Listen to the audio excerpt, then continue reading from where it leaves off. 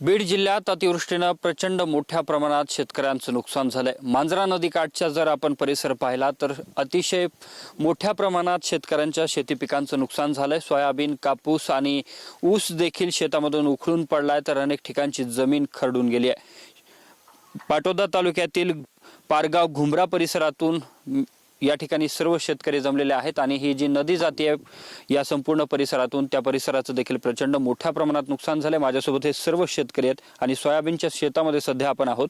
काय सांगाल बाबा, किती नुकसान झालंय तुमचं आणि काय परिस्थिती होती पूर आल्यानंतरची? नुकसान सांगायसारखं काहीच नाही, गणितच नाही, इतकं नुकसान झालंय त्याचं। हा, आणि पूर आला तर त्यावेळेला आम्हाला झोपाच नव्हत्या रात्रभर। बरंच माणसं घरातून बाहेर बाहेर काढली आम्ही सगळे। काय पंचनामे झालेत का? काय काय पिकांचं नुकसान झालंय तुमचं? पंचनामे ना, सोयाबीन, तुरी, ऊस काहीच राहिलं नाही शेतामध्ये शिल्लक। पंचनामे आणखीन झालेलेच नाहीत। पंचनाम्याची काय डायरेक्ट असं करावं वाटतं। पंचनामा कशाला काय बघता सरकारचं? कशाला पंचनाम्याला कुठे जाता?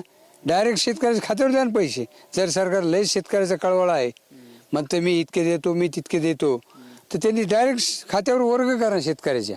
कर्जमाफीची मागणी केली जाते, मात्र अजितदादा म्हणतात पैसे नाहीत सरकारकडे, कसं बघता? पैसे द्यायला लाडक्या बहिणीला तुम्हाला उधळपट्टी करायला पैसे सरकारला पुढाऱ्याला, आणि जनतेच्या शेतकऱ्याच्या महत्वाचा प्रश्न आहे पीक कर्ज माफी।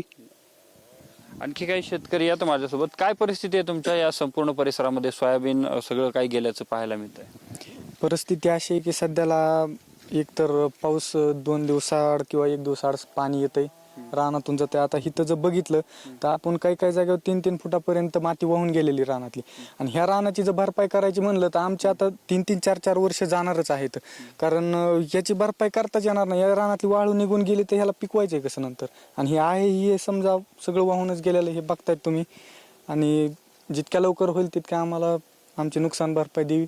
आणि कर्जमाफीचं समजा जे आमच्याकडे आहेत, समजा आम्ही जे तुमचे पैसे वापरलेले समजा आहेतच, पण आमच्यावर ही वेळ आली की आम्ही ती कर्ज वापस भरू शकत नाही, तुम्ही जे मागतात ते आम्ही भरू शकत नाही। त्याच्यामुळे आमची एवढीच विनंती आहे की आम्हाला आमची लवकरात लवकर भरपाई तर द्याच तुम्ही, ही नुकसान भरपाई, आणि कर्जमाफीचाही लवकरात लवकर तुम्हाला चान्स आहे त्याचा विचार करावा तुम्ही। नक्कीच हे शेतकऱ्यांकडून कर्जमाफीची सुद्धा मागणी केली जाते। या ठिकाणी छोटा मुलगा सुद्धा आलाय शाळेतला। काय नाव तुझं? शौर्य विनोद घुमरे।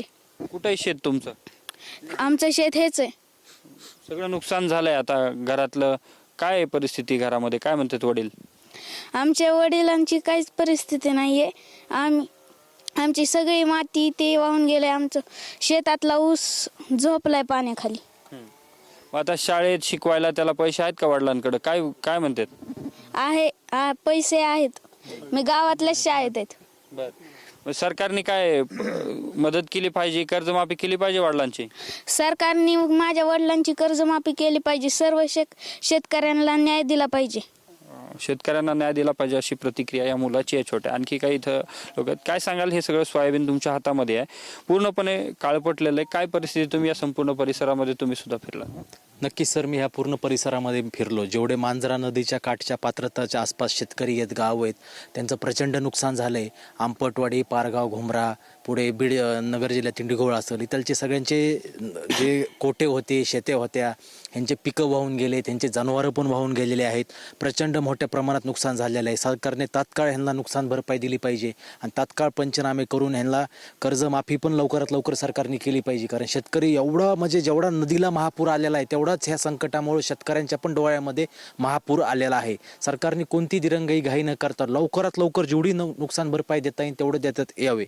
आत्ताच त्या तुम्ही एका छोट्या चिरंजीवीचं एका लेकराचं तुम्ही मुलाखत घेतली, त्याचे वडील माझे मित्र आहेत, विनोदराव म्हणून शेतकरी आहेत, पण ते सांगतात की घरात पैसे आहेत। आता वडील त्या लेकराला सांगू शकणार नाहीत ना की माझ्यापाशी पैसे संपलेत, माझा ऊस गेलाय, माझ्या दारातली माती वाहून गेली, माझी शेती पाण्याखाली आहेत, माझे जनावर वाहून गेलेले आहेत।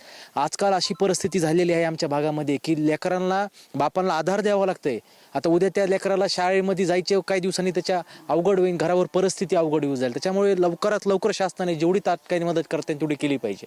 नक्कीच सरकारने लवकरात लवकर मदत केली पाहिजे अशा प्रतिक्रिया ज्या आहेत त्या आता शेतकऱ्यांमधून उमटताना पाहायला मिळत आहेत। मात्र शेतकऱ्यांचं अक्षरशः या संपूर्ण महापुरामध्ये स्वप्न वाहून गेलंय, यामुळे सरकारने आता तातडीनं मदत करण्याची गरज आहे। कॅमेरामन हर्षल निकमसह मी अशोक काळकुटे, TV9 मराठी, बीड।